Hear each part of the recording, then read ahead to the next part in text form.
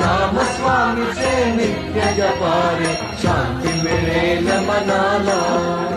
साठविता गुरु स्वरूप अंतरी तुले भक्ती मोगरा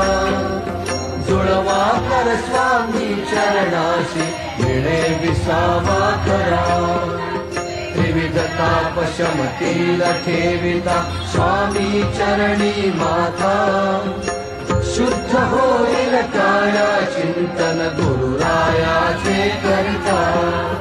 माय बाप यती स्वामी सभाना सांभाळील गुरु राणा करुणा वचने करा प्रार्थना कारिल योगी राणा